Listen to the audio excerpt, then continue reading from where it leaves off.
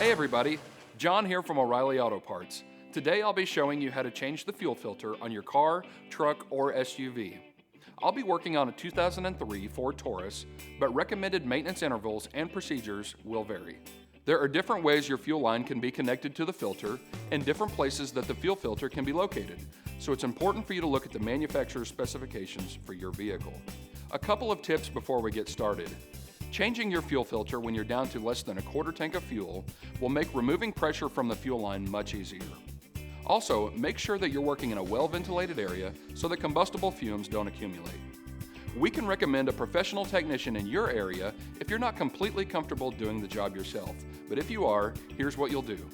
First, you need to remove pressure from the fuel line, so remove your fuel pump fuse or relay. In this case, the relay is under the hood. Start your engine and allow it to idle until it stalls. This may trigger your check engine light. Once it stalls, crank the engine again for about 5 seconds to release fuel pressure. This should relieve most of the pressure, but there could still be a little fuel that squirts or leaks when you detach the filter. Turn the ignition back to the off position. Now disconnect the battery ground cable marked with a minus sign. Set it to the side and make sure it isn't touching anything metal. Raise and support your vehicle. In this case, we will be working in the rear. Have a drain pan of some kind in place under the filter to catch any fuel that's left in the line or filter when you detach them. It's also a good idea to have some rags handy. Some vehicles will leak continually until everything is reassembled.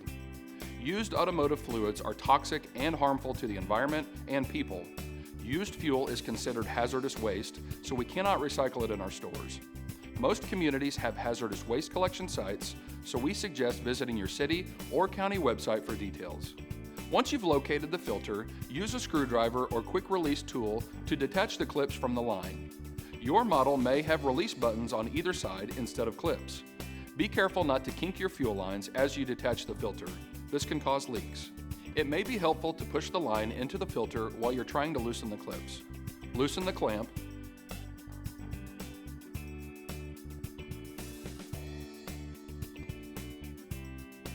Then disconnect the fuel line fittings and remove the filter.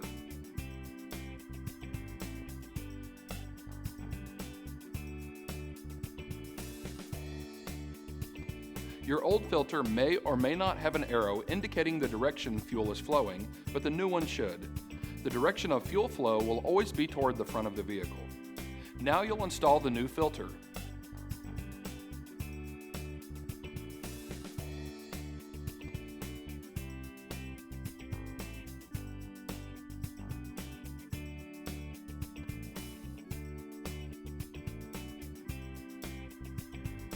Use the clips that came with the filter to attach it to the fuel line. And secure the clamp to hold it in place. Reinstall the fuel pump relay or fuse and reattach the ground cable.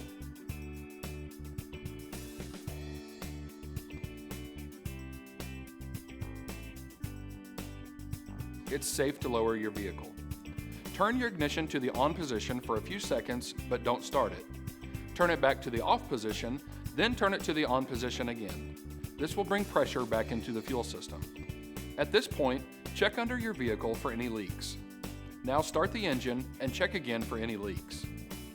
And that's it. All of the parts and tools that you need to do this job are available at your local O'Reilly Auto Parts store or O'ReillyAuto.com. Our DIY videos are designed to help answer questions that we get in our stores each and every day. If you found this one helpful, subscribe to our channel to see all the latest. And we'll see you again soon.